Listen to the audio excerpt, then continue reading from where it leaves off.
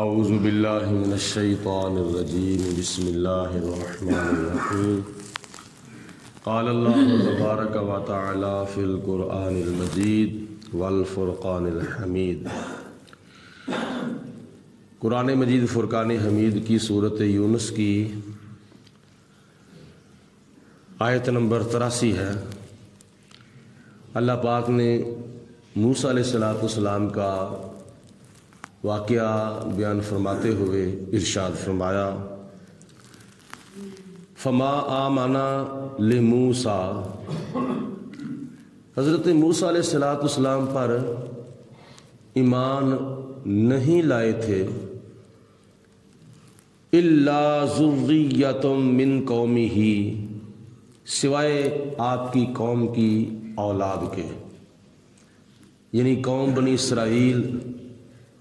آپ کے اوپر ایمان لائی تھی، اور ایک قول کے مطابق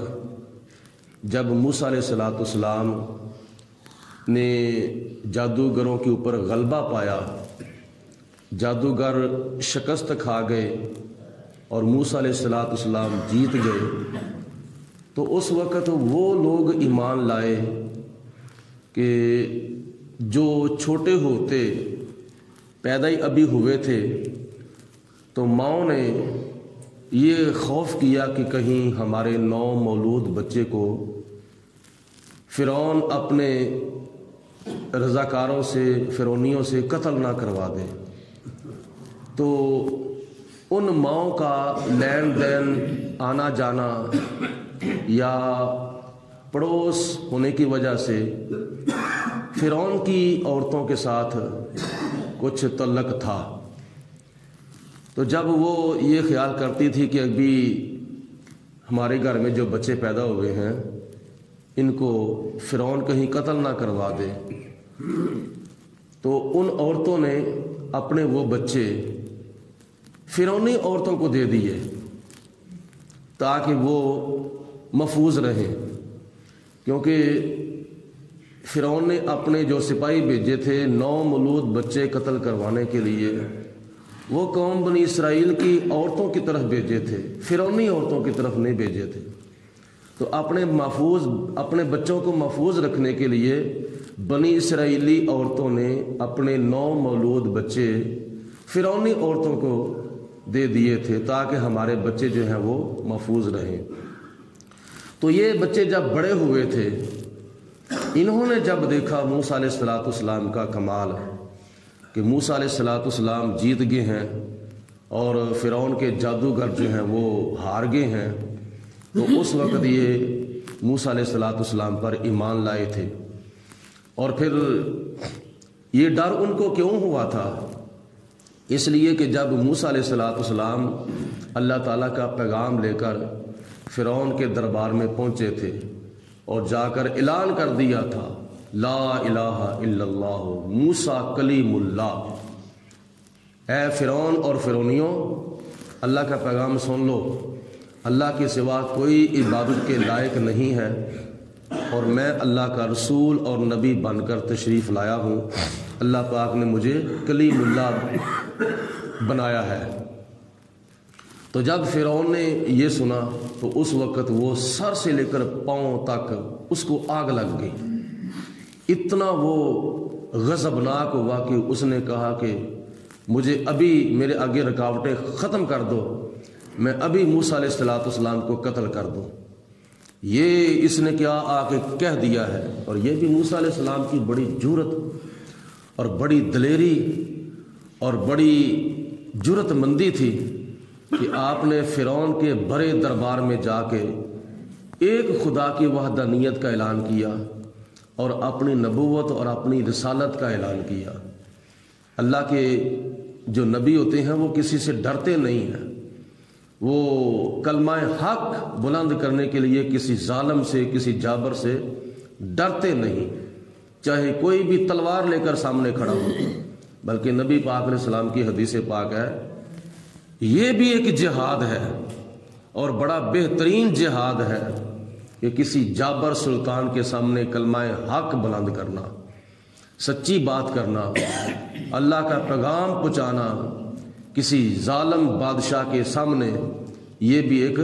جہاد ہے۔ تو نبی کریم علیہ الصلوۃ والسلام کے اس فرمان پر آج بھی ہمارے علماء جو اللہ کے دین کی تبلیغ کرتے ہیں وہ اس حدیث پاک پر عمل کرتے ہیں۔ تو یاد رکھیں اللہ تعالیٰ کی ذات بابرکات نے ارشاد فرمایا کہ جو موسیٰ علیہ السلام پر ایمان لائے تھے اور وہ قوم بنی اسرائیل کے کچھ لوگ تھے، آہستہ آہستہ پھر بڑھ گئے تھے،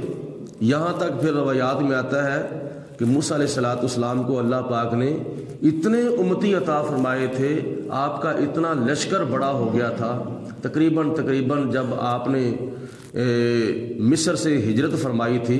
تو اس وقت 6 لاکھ بنی اسرائیلی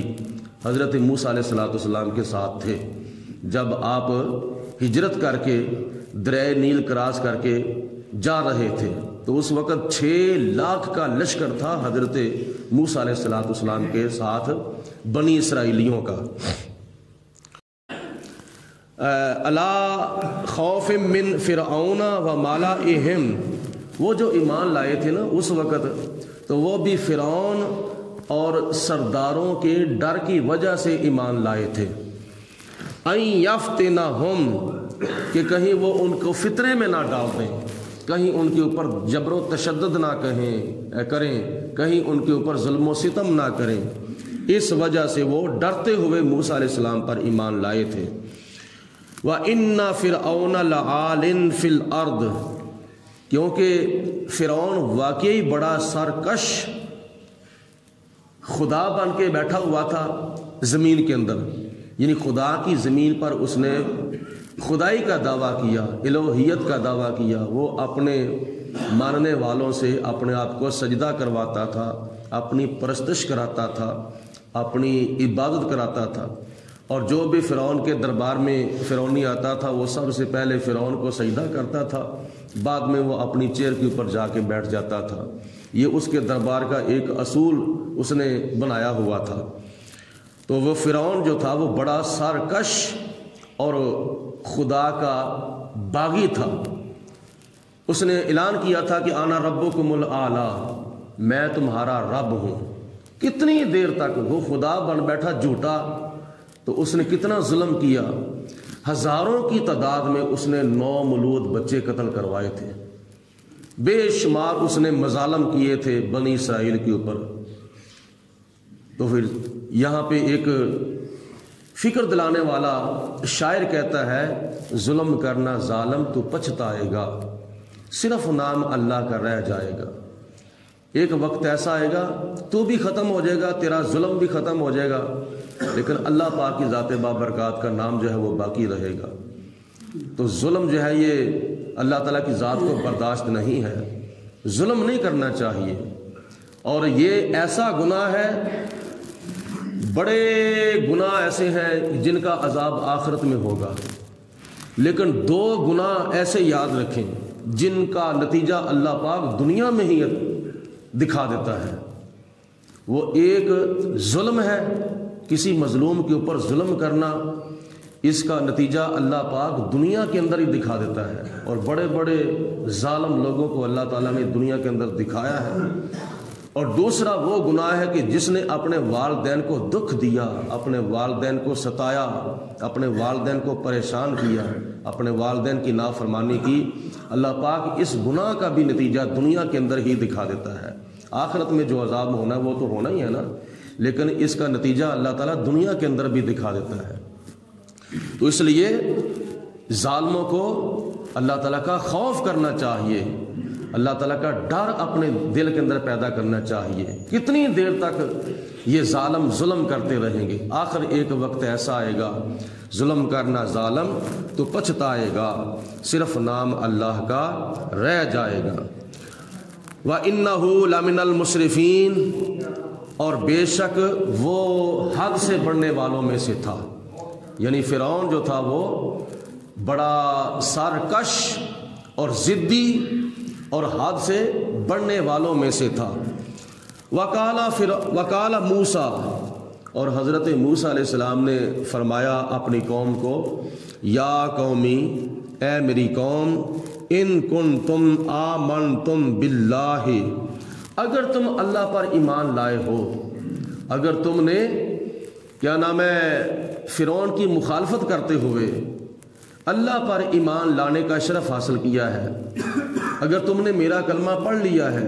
میری نبوت اور رسالت کا تم نے اگر اقرار کر لیا ہے، تو پھر تمہیں گھبرانے کی ضرورت نہیں ہے، پریشان ہونے کی ضرورت نہیں ہے۔ فَعَلَيْهِ تَوَكَّلُوا، تو بس تم اس پر توکل کرو، یعنی اللہ کی ذات پر توکل کرو۔ اگر تم اللہ پر اور مجھ پر ایمان لا چکے ہو تو پھر اللہ کی ذات پر توکل کرو، بھروسہ خدا کی ذات بابرکات پر کرو۔